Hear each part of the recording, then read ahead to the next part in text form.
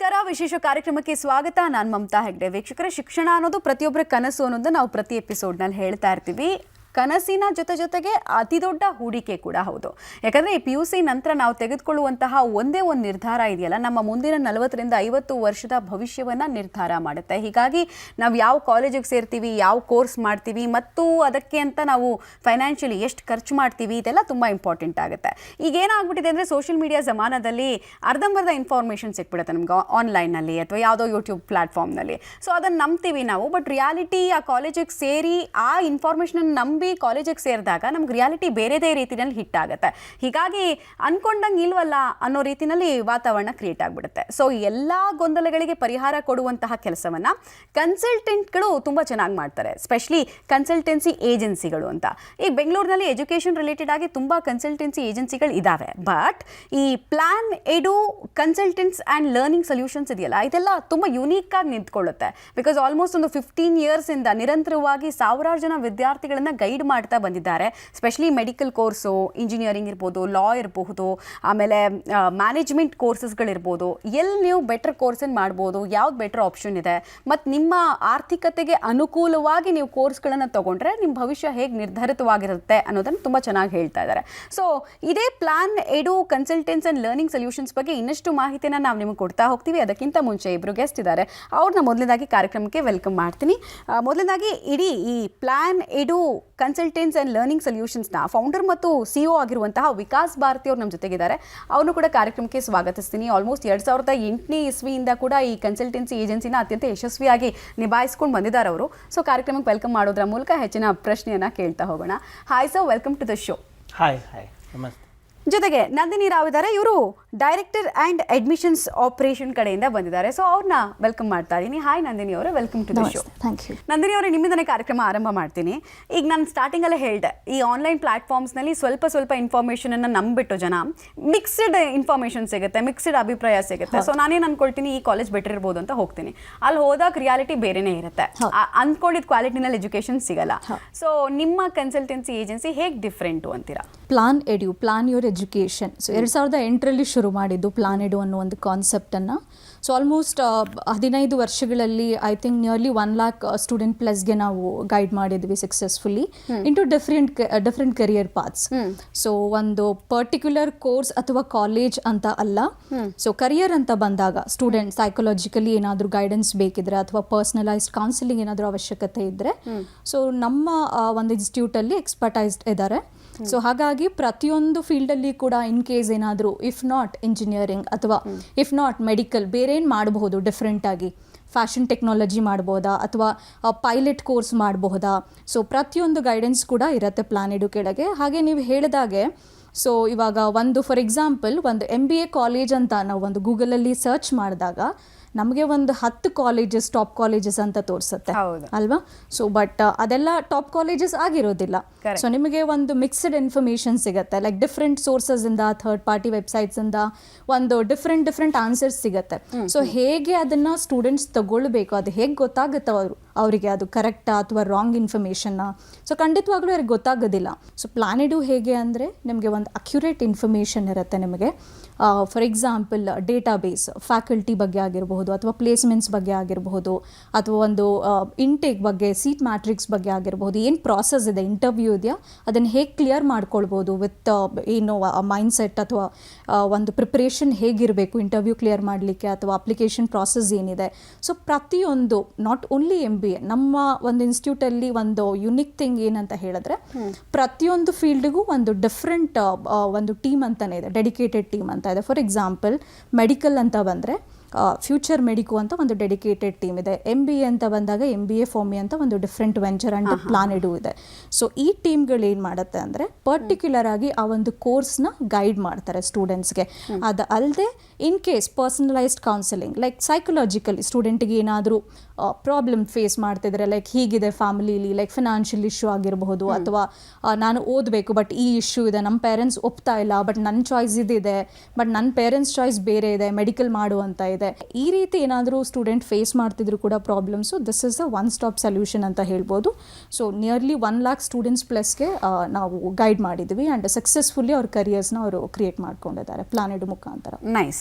ಬೆಂಗಳೂರಿನಲ್ಲಿ best engineering colleges ಯಾವುದು? ಈಗ ಒಂದೊಂದೇ ಮಾತಾಡೋಣ ನಾವು, ಮ್ಯಾನೇಜ್ಮೆಂಟು, ಮೆಡಿಕಲ್ಲು, ಈಗ ಇಂಜಿನಿಯರಿಂಗ್ ಬಗ್ಗೆ ಮಾತಾಡೋಣ. ಯಾವುದು ನಿಮ್ಮ ಪ್ರಕಾರ ಬೆಸ್ಟ್ ಇಂಜಿನಿಯರಿಂಗ್ ಕಾಲೇಜ್? ಸೊ ನನ್ನ ಪ್ರಕಾರ ಅಂತ ಹೇಳೋದಕ್ಕಿಂತ ಅಗೇನ್ ಇಲ್ಲಿ ಸ್ಟೂಡೆಂಟ್ ಸ್ವಲ್ಪ ಏನದ್ರ ಬಗ್ಗೆ ಫೋಕಸ್ ಮಾಡಬೇಕು ಅಂತ ಹೇಳಿದ್ರೆ ಸೆಲೆಕ್ಟ್ ಮಾಡ್ಕೋಬೇಕಾದ್ರೆ top colleges, especially engineering. So there are few parameters colleges ನೋಡಬೇಕಾದ್ರೆ, like for example NIRF ranking, national institution ranking framework ಅಂತ ಬರುತ್ತೆ, ಅಥವಾ ಒಂದು NAC ಗ್ರೇಡ್ ಆಗಿರಬಹುದು, ಅಥವಾ ಒಂದು ಇಂಟರ್ನ್ಶಿಪ್ಸ್ ಅಥವಾ ರಿಸರ್ಚ್ ಏನು ಬರುತ್ತೆ ಫ್ಯೂಚರಲ್ಲಿ, ಒಂದು ಇಂಟರ್ನ್ಶಿಪ್ ಅಥವಾ ರಿಸರ್ಚ್ ಫೀಲ್ಡಲ್ಲಿ ಏನು ಆಪರ್ಚುನಿಟೀಸ್ ಕೊಡ್ತಾ ಇದ್ದಾರೆ. ಆ್ಯಂಡ್ ಪ್ಲೇಸ್ಮೆಂಟ್ಸ್ ಮಾತ್ರ ಅಲ್ಲ, ಸ್ಟೂಡೆಂಟ್ಸ್ ಏನು ನೋಡ್ತಾರೆ, ಓಕೆ ಈ ಕಾಲೇಜಲ್ಲಿ 50 ಲಕ್ಷ ಹೈಯೆಸ್ಟ್ ಪ್ಲೇಸ್ಮೆಂಟ್ ಇದೆ, ಇದು ಬೆಸ್ಟ್ ಕಾಲೇಜು.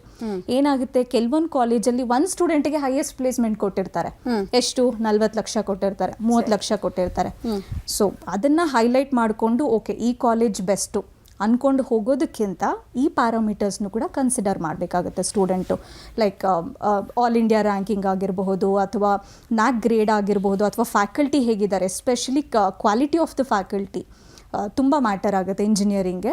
ಸೊ ಹೇಗಿದೆ ಲ್ಯಾಬ್ ಫೆಸಿಲಿಟೀಸ್, ಅಥವಾ ಏನು ಎಕ್ಸ್ಪೀರಿಯನ್ಸ್ ಇದೆ, ಅವ್ರು ಹೇಗೆ ಟೀಚ್ ಮಾಡ್ತಾರೆ ಅದು ಮ್ಯಾಟರ್ ಆಗುತ್ತೆ, ಅಥವಾ ಒಂದು ಆಪರ್ಚುನಿಟೀಸ್ ಹೇಗೆ ಕ್ರಿಯೇಟ್ ಮಾಡಿಕೊಡ್ತಾರೆ ಕಾಲೇಜಲ್ಲಿ. ಪ್ಲೇಸ್ಮೆಂಟ್ಸ್ ನಿಮಗೆ ಯಾರು ಗ್ಯಾರಂಟಿ ಕೊಡೋದಿಲ್ಲ, 100% ಯಾರು ಗ್ಯಾರಂಟಿ ಕೊಡಲ್ಲ. ಅವ್ರು ನಿಮ್ಮನ್ನ ಪ್ರಿಪೇರ್ ಮಾಡ್ತಾರೆ, ಆಪರ್ಚುನಿಟೀಸ್ ಕ್ರಿಯೇಟ್ ಮಾಡಿಕೊಡ್ತಾರೆ. ಸೊ ನೀವು ಹೇಗೆ ಅದನ್ನು ತಗೊಳ್ತೀರಾ ಅದು ಸ್ಟೂಡೆಂಟ್ ಮೇಲೆ ಡಿಪೆಂಡ್ ಆಗಿರುತ್ತೆ. ಸೊ ಸ್ಟೂಡೆಂಟ್ ಏನು ಮಾಡಬೇಕಾಗುತ್ತೆ, ಈ ಫ್ಯಾಕ್ಟರ್ಸ್ನ ನೋಡಿ ಅದ್ರ ಜೊತೆಗೆ ತುಂಬ ಇಂಪಾರ್ಟೆಂಟ್ ಒಂದು ಆಫ್ಟರ್ ಕಂಪ್ಲೀಷನ್ 4 ವರ್ಷ ಆದ ನಂತರ ಅವ್ರಿಗೇನಿದೆ ಒಂದು ರಿಸರ್ಚ್ ಫೀಲ್ಡ್ ಆಗಿರ್ಬೋದು. For example I think RV has a very good opportunity. So ಅದು ಆಲ್ಮೋಸ್ಟ್ 15+ ಸೆಂಟರ್ಸ್ ಇದೆ VTU ರೆಕಗ್ನೈಸ್ಡು ರಿಸರ್ಚ್ ಅಂತ ಬಂದಾಗ ಆಫ್ಟರ್ ಕಂಪ್ಲೀಷನ್ ಆಫ್ 4 years. ಅಥವಾ ಫ್ಯಾಕಲ್ಟಿ ಅಂತ ನೋಡಿದಾಗ ಆಲ್ಮೋಸ್ಟ್ 200 ಫ್ಯಾಕಲ್ಟಿ ಇದ್ದಾರೆ, ಕ್ವಾಲಿಟಿ ಫ್ಯಾಕಲ್ಟಿ ಇದ್ದಾರೆ, ಅಥವಾ ಒಂದು 100 ಗೈಡ್ಸ್ ಇದ್ದಾರೆ ಗೈಡ್ ಮಾಡಲಿಕ್ಕೆ ಇವ್ರಿಗೆ. So it is a very good point that student has to look for all this pointers ಅಂತ ಹೇಳ್ತೀನಿ. ಸೊ ಇದನ್ನೆಲ್ಲ ನೋಡಿ ಸ್ಟೂಡೆಂಟ್ ಚೂಸ್ ಮಾಡಬೇಕಾಗತ್ತೆ. ಲೈಕ್ ಆ ರೀತಿ ನೋಡಿದಾಗ RV ಅಥವಾ PS university, MS Ramaiah, BMS, ಇನ್ನೂ ಹಲವಾರು ಕಾಲೇಜಸ್ಸು ತುಂಬ ಚೆನ್ನಾಗಿದೆ ಬ್ಯಾಂಗ್ಳೂರಲ್ಲಿ. ಓಕೆ, ವಿಕಾಸ್ ಅವರೇ, ನಿಮಗೆ ನೆಕ್ಸ್ಟ್ ಕ್ವೆಶನು. ಈಗ ಇಂಜಿನಿಯರಿಂಗ್ ಬ್ರ್ಯಾಂಚಲ್ಲಿ ನಾವು ಏನು ಎಲೆಕ್ಟಿವ್ಸ್ ಯೂಸ್ ಮಾಡ್ತೀವಿ ಅನ್ನೋದ್ರ ಮೇಲೆ ನನ್ನದು ನೆಕ್ಸ್ಟ್ ಫ್ಯೂಚರು ಕರೆಕ್ಟ್ ಆಗಿರುತ್ತಪ್ಪ ಅಂತ. ಸೊ ನಿಮ್ಮ ಪ್ರಕಾರ ಯಾವುದಕ್ಕೆ ಹೆಚ್ಚು ಸ್ಕೋಪ್ ಇದೆ ಅಂತ ಅನಿಸುತ್ತೆ? ನಾನು ಇಂಜಿನಿಯರಿಂಗಿಗೆ ಹೋಗ್ತಿದ್ದೀನಿ ಅಂದರೆ ಯಾವ ಎಲೆಕ್ಟಿವ್ಸ್ ಅಥವಾ ಯಾವ ಬ್ರಾಂಚಿಗೆ ಹೋದರೆ I will have a good future ಅಂತ? ಎಲ್ಲ ಬ್ರಾಂಚಸ್ಗೂ ಸ್ಟೂಡೆಂಟ್ ಮೇಲೆ ಸ್ಕೋಪ್ ಇರುತ್ತೆ. ಫಾರ್ ಎಕ್ಸಾಂಪಲ್ ಇವಾಗ ಮಾರ್ಕೆಟಲ್ಲಿ ಏನಾಗಿದೆ, ಆರ್ಟಿಫಿಷಿಯಲ್ ಇಂಟೆಲಿಜೆನ್ಸ್ ಆ್ಯಂಡ್ ಮಷೀನ್ ಲರ್ನಿಂಗ್ದು ತುಂಬ ಸ್ಕೋಪ್ ನಡೆಸ್ತಿದೆ. This is for certain time. ಇವಾಗ let's say after 10 years AI ML ಅಲ್ಲಿ ಸ್ಕೋಪ್ ಇಲ್ಲ ಅಂದರೆ ಏನು ಮಾಡ್ತೀರಾ? ಅವಾಗ ನೀವು ಏನು ನೋಡ್ಕೊಬೇಕು, ನಂದು ಏನು ಸ್ಟ್ರಾಟಜಿ ಇದೆ ಫ್ಯೂಚರಲ್ಲಿ, ಅನದರ್ 40 years 30 years ನಾನು ಏನು ಮಾಡಿಸ್ತೀವಿ. Lot of courses like data analytics is there, then there is environmental studies. ಯಾಕಂದರೆ ಫ್ಯೂಚರಲ್ಲಿ ವೇಸ್ಟ್ ಮ್ಯಾನೇಜ್ಮೆಂಟ್ ಮತ್ತು ವಾಟರ್ ಮ್ಯಾನೇಜ್ಮೆಂಟ್ ಮತ್ತು ರಿಸೋರ್ಸಸ್ಗೆ ತುಂಬ ಪ್ರಾಬ್ಲಮ್ ಇರುತ್ತೆ. ಪ್ಲಸ್ ಎನರ್ಜಿಗೆ ಸಿಕ್ಕಾಪಟ್ಟೆ ಪ್ರಾಬ್ಲಮ್ ಡೆಫಿನೆಟ್ಲಿ ಆಲ್ರೆಡಿ ಇದೆ. ನಾವು ನೋಡಿರ್ತೀವಿ ಡೀಸೆಲ್, ಪೆಟ್ರೋಲ್ ಆರ್ ಎಲೆಕ್ಟ್ರಿಸಿಟಿ ಇದೆಲ್ಲ ಸ್ವಲ್ಪ ಕಾಸ್ಟ್ಲಿ ಆಗ್ತಿದೆ ದಿನ. So any education related to basic human needs will be trending in the future. ನನ್ನ ಪ್ರಕಾರ ಡೇಟಾ ಸೈನ್ಸ್ ಇರಲಿ, ನೀವು ಮೈನಿಂಗ್ ಇರಲಿ, ನೀವು ವೇಸ್ಟ್ ಮ್ಯಾನೇಜ್ಮೆಂಟ್ ಇರಲಿ, ಎನ್ವೈರ್ಮೆಂಟಲ್ ಸೈನ್ಸ್ ಇರಲಿ, ಅಥವಾ ವಾಟರ್ ಮ್ಯಾನೇಜ್ಮೆಂಟ್ ರಿಸೋರ್ಸಸ್ ಇರಲಿ, anything related to this will trend. Okay, fine. ಈಗ ಮ್ಯಾನೇಜ್ಮೆಂಟ್ ಕೋಟಾ ಬಗ್ಗೆ ಮಾತಾಡೋಣ ನಾವು. ಯೂಶಲಿ ರ್ಯಾಂಕ್ ತಗೊಳ್ಳಿಲ್ಲ ಅಂದರೆ ರಿಚ್ ಕಿಡ್ಸ್ ಹೋಗ್ಬಿಟ್ರಪ್ಪ ಮ್ಯಾನೇಜ್ಮೆಂಟ್ ಕೋಟಾಗೆ ಅಂತ ಹೇಳೋರು ಇದ್ದಾರೆ. ಅದ್ರ ಜೊತೆಗೆ ತುಂಬ ಚೆನ್ನಾಗಿ ಪಾಪ ವರ್ಕ್ ಮಾಡಿರ್ತಾರೆ, ಓದಿರ್ತಾರೆ, ಬಟ್ ರಿಸಲ್ಟಲ್ಲಿ ಇರಲ್ಲ, ಮಿಡಲ್ ಕ್ಲಾಸ್ ಜನ. ಸೊ ಅವರು ಮ್ಯಾನೇಜ್ಮೆಂಟ್ ಕೋಟಾಗೆ ಹೋಗ್ಬೋದಾ ಇಲ್ವಾ ಅನ್ನೋ ಯೋಚನೆ. ಸೊ ಮ್ಯಾನೇಜ್ಮೆಂಟ್ ಕೋಟಾಗೆ ಯಾರು ಅಪ್ಲೈ ಮಾಡ್ಬೋದು, ಹೆಂಗೆ ಇದು ವರ್ಕ್ ಆಗುತ್ತೆ? ಮ್ಯಾನೇಜ್ಮೆಂಟ್ ಕೋಟಾ ಅಂತ ಹೇಳಿದ್ರೆ ಮೆರಿಟ್ ಬೇಸ್ಡ್ ಮೇಲೆ ಡೈರೆಕ್ಟ್ ಅಡ್ಮಿಷನ್ ಸ್ಟೂಡೆಂಟ್ಸ್ ತಗೊಳ್ಬಹುದು. ಸೊ ಫಾರ್ ಎಕ್ಸಾಂಪಲ್ KCETಲಿ ಅಥವಾ COMEDKಲಿ, JEEಲಿ, CUT ಎಕ್ಸಾಮಲ್ಲಿ ಒಳ್ಳೆ ರ್ಯಾಂಕ್ ಬರಲಿಲ್ಲ, ಸೊ ಡೈರೆಕ್ಟ್ ಅಡ್ಮಿಷನ್ ನೋಡ್ತಿದ್ದೀವಿ ಅಂತ ಹೇಳಿದ್ರೆ ಎಲ್ಲ ಕಾಲೇಜಸ್ಸು ನಿಮಗೆ ತುಂಬ ಹೈ ಫೀಸ್ ಎಲ್ಲ ಇರೋದಿಲ್ಲ, ತುಂಬ ಕಮ್ಮಿ ಫೀಸಿಂದನೂ ಇರುತ್ತೆ ನಿಮಗೆ. ಜನರಲಿ CET ಫೀಸ್, ಕಾಮೆಡ್ಗೆ ಫೀಸ್ ಏನು ಬರುತ್ತೆ, ಸೊ ಅಲ್ಲಿಂದ ಶುರುವಾಗುತ್ತೆ. ಆ್ಯಂಡ್ ತುಂಬ ಹೈ ಫೀಸ್ ನೋಡೋರು ಇರ್ತಾರೆ ಸ್ಟೂಡೆಂಟ್ಸು, ಸೊ ಇರುತ್ತೆ.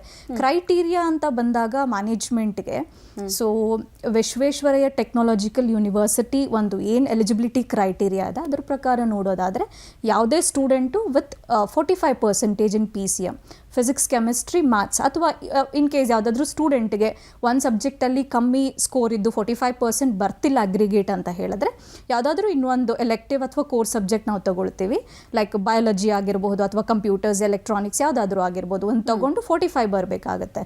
ಸೊ ಅದ ಕ್ಯಾಟಗರೀಸ್ SC ಅಥವಾ ST, OBC ಕ್ಯಾಟಗರೀಸ್ಗೆ ಒಂದು 40% ಅಗ್ರಿಗೇಟ್ ಇರಬೇಕಾಗುತ್ತೆ PCM ಅಲ್ಲಿ. ಸೊ ಇದನ್ನು ಕ್ವಾಲಿಫೈ ಆಗಿರೋರು ಅಂದರೆ ಈ ಎಲಿಜಿಬಿಲಿಟಿ ಕ್ರೈಟೀರಿಯಾ ಮ್ಯಾಚ್ ಆಗೋರು ಮತ್ತೆ ಒಂದು ಎಂಟ್ರೆನ್ಸ್ ಇರಬೇಕಾಗುತ್ತೆ, ಲೈಕ್ JE ಆಗಿರಬಹುದು ಅಥವಾ ಯಾವುದಾದ್ರೂ ಒಂದು ಎಂಟ್ರೆನ್ಸ್ ಎಕ್ಸಾಮ್ ಸ್ಟೂಡೆಂಟ್ ತೊಗೊಂಡಿರಬೇಕು. ಅವರೆಲ್ಲ ಡೈರೆಕ್ಟ್ ಅಡ್ಮಿಷನ್ಸ್ಗೆ ಹೋಗ್ಬೋದು ಅಥವಾ ಮ್ಯಾನೇಜ್ಮೆಂಟ್ ಕೋಟಾಗೆ ಎಲಿಜಿಬಲ್ ಇರ್ತಾರೆ. ಸೊ ಫೀಸ್ ಬಗ್ಗೆ ಡೆಫಿನೆಟ್ಲಿ ನೀವೇನು ಟೆನ್ಷನ್ ಮಾಡ್ಕೊಳ್ಳೋದು ಬೇಡ. ಸುಮಾರು ಕಾಲೇಜಸ್ ಇದೆ with a very good quality of education, ಕಮ್ಮಿ ಫೀಸಲ್ಲಿ ಕೂಡ ತುಂಬ ಒಳ್ಳೆ ಕಾಲೇಜಸ್ ಈ ಕೋರ್ಸಸ್ನೆಲ್ಲ ಆಫರ್ ಮಾಡ್ತಿದ್ದಾರೆ ಮ್ಯಾನೇಜ್ಮೆಂಟ್ ಕೋಟಾದಲ್ಲಿ. ಸೊ ಆಫೀಸ್ಗೆ ಏನಾದರೂ ಬಂದರೆ ನಾವು ಖಂಡಿತವಾಗ್ಲೂ ಹೆಲ್ಪ್ ಮಾಡ್ತೀವಿ, ಗೈಡ್ ಮಾಡ್ತೀವಿ. ಓಕೆ, ನೀಟ್ ಎಕ್ಸಾಮನ್ನು ವಿಕಾಸ್ ಅವರು 2 ಸಲ ಬರಿಬೇಕಾಗಿ ಬಂತು. 22 ಲಕ್ಷ ಜನ ವಿದ್ಯಾರ್ಥಿಗಳು ಈಗಲೂ ಕಾಯ್ತಾ ಇದ್ದಾರೆ. ಸೊ ಹೇಗಾಯಿತು ಅಂತ ಅನಿಸುತ್ತೆ ನೀಟ್ ಎಕ್ಸಾಮ್ ಈ ಬಾರಿ, ಮತ್ತು ಕಟ್ ಆಫ್ ಎಕ್ಸ್ಪೆಕ್ಟೇಷನ್ಸ್ ಏನು ಅಂತ? ನೀಟ್ ಎಕ್ಸಾಮ್ ಲಾಸ್ಟ್ ಟೈಮ್ಗಿಂತ ಸ್ವಲ್ಪ ಡಿಫಿಕಲ್ಟಿ ಲೆವೆಲ್ ಹೈ ಇತ್ತು. ಡಿಫಿಕಲ್ಟಿ ಲೆವೆಲ್ ಹೈ ಅಂತ ಇಲ್ಲ, ಈಗ ನೀವೇ ವಿಚಾರಿಸಿ ಆಲ್ಮೋಸ್ಟ್ 22 ಲ್ಯಾಕ್ ಸ್ಟೂಡೆಂಟ್ಸ್ ಅಪಿಯರ್ ಮಾಡಿದ್ದಾರೆ exam. If it is very easy, ನಾವು UPSC ಕನ್ಸಿಡರ್ ಮಾಡ್ತೀವಿ, ಆಲ್ಮೋಸ್ಟ್ UPSCಯಲ್ಲಿ ಎಷ್ಟು ಜನ ಅಪಿಯರ್ ಆಗ್ತಾರೆ, ಅರೌಂಡ್ 8 to 9 lakhs. ಇದು UPSCಗಿಂತ ದೊಡ್ಡಾಗಿರಬೇಕು. ಸೊ ಅದಕ್ಕೆ ಸ್ವಲ್ಪ ಡಿಫಿಕಲ್ಟಿ ಲೆವೆಲ್ ಬೆಟರ್ ಇತ್ತು, I mean compare to last time. Physics ಸ್ವಲ್ಪ ಮಾಡರೇಟ್ ಟು ಟಫ್ ಇತ್ತು, ಕೆಮಿಸ್ಟ್ರಿ ಆವರೇಜ್ಲಿ ಮಾಡರೇಟ್ ಇತ್ತು, ಬಯೋಲಾಜಿ ತುಂಬಾ ಈಸಿ ಇತ್ತು. ಅದಕ್ಕೆ ಸ್ಟೂಡೆಂಟ್ ಸುಮಾರು ಜನ ಸ್ಕೋರ್ ಮಾಡಿದ್ದಾರೆ. ನನ್ನ ಪ್ರಕಾರ ಎಲಿಜಿಬಿಲಿಟಿ ಕ್ರೈಟೀರಿಯಾ ಈ ವರ್ಷ ಅರೌಂಡ್ 137 to 146 ಇರ್ಬೋದು ಜನರಲ್ ಕ್ಯಾಟಗರಿಗೆ. EWS reserved categories SC ST OBCಗೆ ಅಪ್ರಾಕ್ಸಿಮೇಟ್ಲಿ ಅರೌಂಡ್ 126 to 138 ಇರ್ಬೋದು ಇನ್ ಬಿಟ್ವೀನ್. ಅದಾದಮೇಲೆ ಗೌರ್ಮೆಂಟ್ ಸೀಟ್ ಬೇಕಾಗಿದ್ರೆ ಜನರಲ್ ಕ್ಯಾಟಗರೀಸ್ಗೆ, if your score is more than 645 or 655, ನನ್ನ ಪ್ರಕಾರ ಈ ವರ್ಷ ಗೌರ್ಮೆಂಟ್ ಸೀಟ್ ಸಿಗಬಹುದು 1.5 ಲಕ್ಷಗೆ ಅಥವಾ 60,000ಗೆ, ಡಿಪೆಂಡ್ಸ್ ಕಾಲೇಜ್ ಟು ಕಾಲೇಜ್. ಕ್ಯಾಟಗರೀಸ್ಗೆ ಆಲ್ಮೋಸ್ಟ್ ನನ್ನ ಪ್ರಕಾರ ಮೋರ್ ದೆನ್ 575 ಇರಬೇಕು in Karnataka if you are looking for. ಸೆಂಟ್ರಲ್ಲಿ ನೀವು ನೋಡ್ತೀರಾ ಅಂದರೆ ಅರೌಂಡ್ 550 ಇದ್ದಿದ್ರೆ ನಿಮಗೆ ಗೌರ್ಮೆಂಟ್ ಸೀಟ್ ಸಿಕ್ಕತ್ತೆ. ಸೆಂಟ್ರಲಿ ಅಂದರೆ ಆಲ್ಮೋಸ್ಟ್ ಆಲ್ ಇಂಡಿಯಾ ಓಪನ್ ಇರ್ತೀರಾ ಆ ಪ್ರಕಾರ. ಕ್ಯಾಟಗರೀಸ್ಗೆ since category depends on state to state, but ಸೆಂಟರಲ್ಲಿ ಎಲ್ಲ ಕ್ಯಾಟಗರಿ ಒಂದೇ ಥರ. ಸೊ ಅದರಲ್ಲಿ ಆಲ್ಮೋಸ್ಟ್ ನೀವು ಇಟ್ಕೊಳ್ಳಿ about anybody who has more than 490 marks, easily ಅವ್ರಿಗೆ ಗೌರ್ಮೆಂಟ್ ಸೀಟ್ ಸಿಗ್ಬಿಡುತ್ತೆ ಗೌರ್ಮೆಂಟ್ ಕಾಲೇಜ್. Okay, fine. ಈಗ ನಾವು ಮೆಡಿಕಲ್ ಸ್ಟೂಡೆಂಟ್ಸ್ನ ಪರ್ಸ್ಪೆಕ್ಟಿವಲ್ಲಿ ಪ್ರಶ್ನೆಗಳನ್ನು ಕೇಳ್ತಾ ಹೋಗೋಣ. ಈಗ ಸಾಮಾನ್ಯವಾಗಿ ನಂದಿನಿ ಅವರೇ, ಈ ಸಲ ನನಗೆ ನೀಟ್ ರ್ಯಾಂಕ್ ಚೆನ್ನಾಗಿ ಬಂದಿಲ್ಲ ಅಂದರೆ ಸಾಮಾನ್ಯ ಸ್ಟೂಡೆಂಟ್ಸ್ ನಾನು ಕೇಳ್ಪಟ್ಟಿರೋದು ಹೆಂಗೆ ಅಂದರೆ ನೆಕ್ಸ್ಟ್ ಇಯರ್ ಅಪಿಯರ್ ಆಗ್ತೀನಿ, ನೆಕ್ಸ್ಟ್ ಇಯರ್ ಮತ್ತೊಂದು ವರ್ಷ ವೆಯ್ಟ್ ಮಾಡ್ತೀನಿ ಅಂತ. ಸೊ ಏನು ಮಾಡಬೇಕು, ಅದು ರೈಟ್ ವೇನಾ ಅಥವಾ ಇಲ್ಲ ಈಗ ಸಿಕ್ಕಿರುವಂತಹ ನಂಬರ್ ಜೊತೆಗೆ ನೀನು ಒಳ್ಳೆ ಮೆಡಿಕಲ್ ಕಾಲೇಜಿಗೆ ಹೋಗೋದಕ್ಕೆ ಅವಕಾಶ ಇದೆ ಅಂತನಾ? ಇಯರ್ ಬೈ ಇಯರ್ ಇನ್ಕ್ರೀಸ್ ಆಗ್ತದೆ ಡಿಮ್ಯಾಂಡ್ ಅಥವಾ ಕಾಂಪಿಟೇಷನ್ ಇನ್ಕ್ರೀಸ್ ಆಗ್ತದೆ. ಸೊ ನನ್ನ ಪ್ರಕಾರ ಸ್ಟೂಡೆಂಟ್ಗೆ ಇನ್ ಕೇಸ್ ಏನಾದರೂ ಪ್ರೈವೇಟ್ ಸಿಟ್ ಸಿಕ್ಕಿದ್ರೆ ಅಥವಾ ಪ್ರೈವೇಟ್ ಫೀಸ್ ಏನಾದರೂ ಸಿಕ್ಕಿದ್ರೆ ಪೇ ಮಾಡ್ಲಿಕ್ಕೆ ಆಗುತ್ತೆ ಅಂದರೆ ತಗೊಳ್ಳೋದು ಉತ್ತಮ ನನ್ನ ಪ್ರಕಾರ.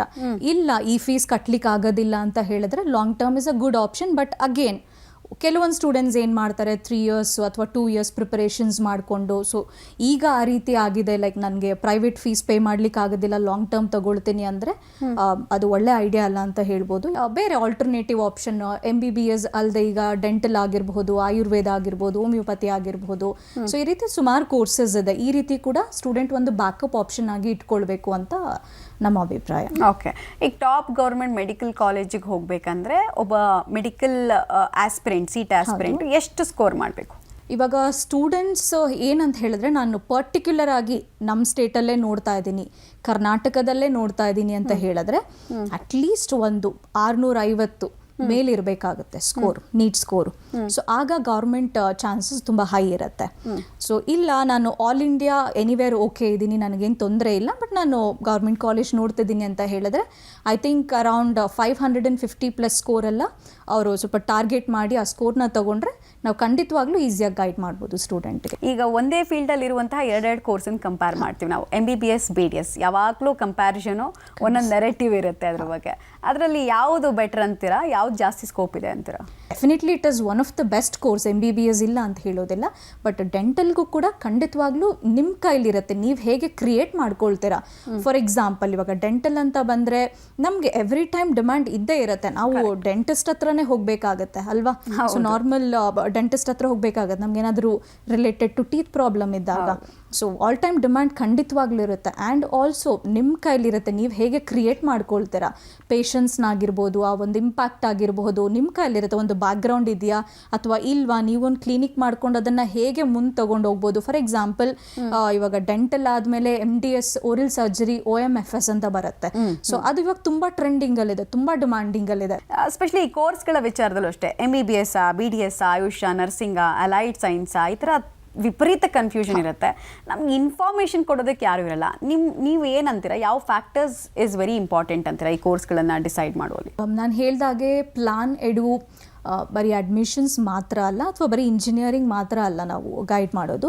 ಪ್ರತಿಯೊಂದು ಕೋರ್ಸಸ್ ನಿಮ್ದು ಇವಾಗ 12th ಆಗಿದೆ, ನಾಟ್ ಓನ್ಲಿ 12th, ಇವಾಗ 10th ಕಂಪ್ಲೀಟ್ ಮಾಡಿದ್ದೀರಾ ಅಂದರೆ ನಿಮಗೆ PUC ಕೂಡ 11th 12th ಸ್ಟ್ಯಾಂಡರ್ಡ್ ಕೂಡ ಗೈಡೆನ್ಸ್ ಇದೆ, ಈಗ ಶುರು ಮಾಡಿದ್ದೀವಿ. ಅದಲ್ಲದೆ ನಿಮಗೆ ಎಸ್ಪೆಷಲಿ 12th ಆದ ನಂತರ ಯಾವ ಫೀಲ್ಡ್ನ ಚೂಸ್ ಮಾಡಬೇಕು. ಫಾರ್ ಎಕ್ಸಾಂಪಲ್ ನೀವು ಹೇಳಿದಾಗೆ ನಾನು MBBS ಮಾಡಬೇಕು, ಬಟ್ ಸ್ಕೋರ್ ಏನು ಜಸ್ಟ್ ಕ್ವಾಲಿಫೈಯಿಂಗ್ ಬಂದಿದೆ, ಒಂದು 160 ಬಂದಿದೆ, 140 ಬಂದಿದೆ, ಜಸ್ಟ್ ಕ್ವಾಲಿಫೈ ಆಗಿದ್ದಾರೆ ಅಷ್ಟೇ, ಬಾರ್ಡರ್ ಲೈನಲ್ಲಿದ್ದಾರೆ. ಸೊ ಅವ್ರಿಗೇನು ಅಸಂಪ್ಷನ್ ಓಕೆ ನಾನು ಸಿಗುತ್ತೆ, ಸೀಟ್ ಸಿಗುತ್ತೆ, ಒಂದು ಐಡಿಯಾನೂ ಇರೋದಿಲ್ಲ ಹೇಗೆ ಪ್ರಾಸೆಸ್ ಇರುತ್ತೆ ಅಥವಾ ಈ ಕಟ್ ಆಫ್ಗೆ ಸಿಗುತ್ತಾ ಸಿಗಲ್ವಾ. ಸೊ ಸುಮಾರು ಜನ ಮೌತ್ ಟು ಮೌತ್ ಸ್ಪ್ರೆಡ್ ಆಗಿರುತ್ತೆ, ಲೈಕ್ ಸಿಗುತ್ತೆ ನಿಮ್ಮ ಕ್ಯಾಟಗರಿ ಬರುತ್ತೆ ಹಾಗೆ ಹೀಗೆ ಅಂತ. ಸೊ ಅವರು ಆ ಮೈಂಡ್ ಸೆಟ್ಟಲ್ಲಿ ಇರ್ತಾರೆ. ಸೊ ನನ್ನ ಪ್ರಕಾರ you have to keep a backup. ಇವಾಗಿನ ಕಾಂಪಿಟೇಷನ್ ವರ್ಲ್ಡಲ್ಲಿ ಡೆಫಿನೆಟ್ಲಿ ಈ ಸ್ಕೋರ್ ಇಟ್ಕೊಂಡು ಇದನ್ನು ಟ್ರೈ ಮಾಡ್ತೀವಿ ಅಂದರೆ ಆಗೋದಿಲ್ಲ.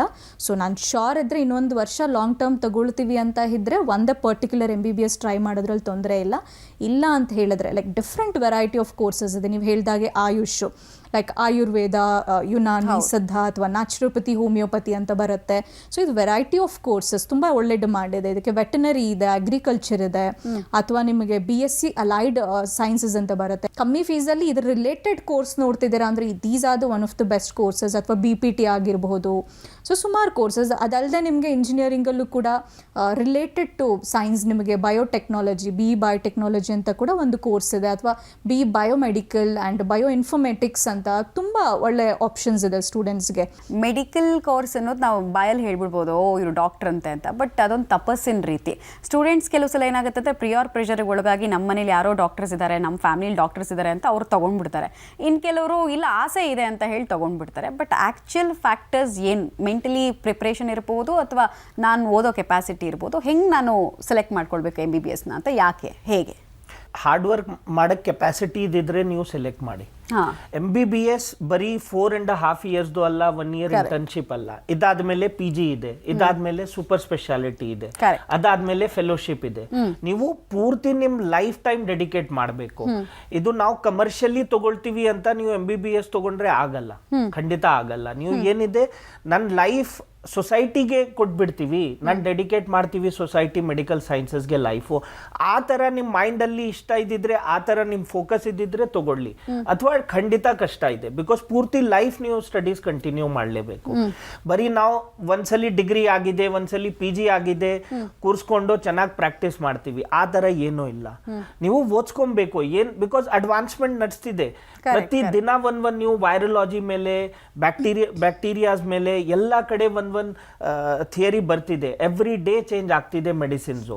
ಒಂದೇ ತರ ಏನೋ ಒಂದಿರಲ್ಲ. ನೀವು ಇಟ್ಕೊಳ್ಳಿ ಕರೋನಾ ಟೈಮು, ಯಾರಿಗೂ ಐಡಿಯಾ ಇರಲಿಲ್ಲ ಕರೋನಾ ತರ ಬರುತ್ತೆ, ಅಥವಾ ಆಲ್ಮೋಸ್ಟ್ ಯಾವಾಗಿಂದ ಮೆಡಿಕಲ್ ಸೈನ್ಸಸ್ ಇದೆ, ನಾವೇ ಇನ್ವೆಂಟ್ ಮಾಡಿದೀವಿ ಮೆಡಿಕಲ್ ಸೈನ್ಸಸ್ ಇಂಡಿಯಾ ಅಲ್ಲಿ. ಅದಾದ್ಮೇಲೆ ಇದು ಕರೋನಾ ಬಂದ್ಮೇಲೆ ಎಲ್ಲರಿಗೂ ಗೊತ್ತಾಯ್ತು, ಇಲ್ಲ medical sciences means only what we are seeing is not medical science. ಈಗ ರಿಸರ್ಚ್ ಮೇಲೆ ಎಲ್ಲ ಇರುತ್ತೆ. ನಿಮ್ ಇಂಟ್ರೆಸ್ಟ್ ಇಲ್ಲ ಅಂದ್ರೆ ನೀವು ಹೇಗೆ ರಿಸರ್ಚ್ ಮಾಡ್ತೀರಾ? ಸೊ ಇಂಟ್ರೆಸ್ಟ್ ಇರಬೇಕು. ನಿಮ್ ಇಂಟ್ರೆಸ್ಟ್ ಇದ್ದಿದ್ರೆ ನೀವು ಜಸ್ಟ್ ಕ್ವಾಲಿಫೈ ಇದ್ದೀರಾ, ಅಥವಾ 200 ಮಾರ್ಕ್ಸ್ ಇದೆ, ಅಥವಾ 400 ಮಾರ್ಕ್ಸ್ ಇದೆ, 450 ಇದೆ, ಕಷ್ಟಪಡಕ್ ರೆಡಿ ಇದ್ದೀರಾ, ನೀವು ಒಂದು 40 years 45 years 50 years ಸೊಸೈಟಿಗೆ ಕೊಡಕ್ ರೆಡಿ ಇದ್ದೀರಾ, ಜಾಯಿನ್ ಮಾಡಿ. ಒಂದು ಇಂಜಿನಿಯರಿಂಗ್, ಒಂದು ಡಿಫೆನ್ಸ್ ಅಲ್ಲಿ ಎಷ್ಟು ವಯಸ್ಸಲ್ಲಿ ರಿಟೈರ್ಡ್ ಆಗ್ತೀರಾ? 60 ಮೇಲೆ. ಗೌರ್ಮೆಂಟ್ ಜಾಬ್ 58-60 ಅಲ್ಲಿ. ಮೆಡಿಕಲ್ ಅಲ್ಲಿ ಏನ್ ರಿಟೈರ್ಮೆಂಟ್ ಏಜ್ ಇಲ್ಲ, ನೀವು 95 ವರ್ಗೂನು ಪ್ರಾಕ್ಟೀಸ್ ಮಾಡಬಹುದು, 100 ವರ್ಗೂನು ಪ್ರಾಕ್ಟೀಸ್ ಮಾಡಬಹುದು. ನಿಮ್ ಹ್ಯಾಂಡ್ ಅಲ್ಲಿ ಪ್ರಾಕ್ಟೀಸ್ ಮಾಡಕ್ಕೆ ಶಕ್ತಿ ಇರಬೇಕು, ಮೈಂಡ್ ಅಲ್ಲಿ ಶಕ್ತಿ ಇರಬೇಕು ಅಷ್ಟೇ. Okay, fine. MCC ಮತ್ತು KEA ಕೌನ್ಸಿಲಿಂಗ್ ಎಷ್ಟು ಡಿಫ್ರೆಂಟ್ ಅಂತೀರಾ? ಏನು ಡಿಫ್ರೆನ್ಸು? ಆಮೇಲೆ ಇನ್ನೊಂದು, ಈ ನೀಟ್ ಕೌನ್ಸಿಲಿಂಗ್ ಟೈಮ್ನಲ್ಲಿ ಕಾಮನ್ ಮಿಸ್ಟೇಕ್ ಸ್ಟೂಡೆಂಟ್ಸ್ ಮಾಡೋದು ಏನು ಅಂತ ನಿಮ್ಮ ಅಬ್ಸರ್ವೇಷನ್ ಪ್ರಕಾರ? MCC ಇರೋದು all India central level counsellings. ಇದರಲ್ಲಿ ಆಲ್ ಇಂಡಿಯಾ ಸೆಂಟ್ರಲ್ ಯೂನಿವರ್ಸಿಟೀಸ್ ಮತ್ತೆ ಸ್ಟೇಟ್ ಗವರ್ಮೆಂಟ್ ಯೂನಿವರ್ಸಿಟೀಸ್ ಏನೇನಿದೆ ಅದೆಲ್ಲ ಬರುತ್ತೆ. ಮೋಸ್ಟ್ ಆಫ್ ದ ಕಾಲೇಜಸ್ ಸಿಕ್ಕಕ್ ನಿಮ್ಗೆ ಈಸಿ ಇದೆ MCC ಇಂದ.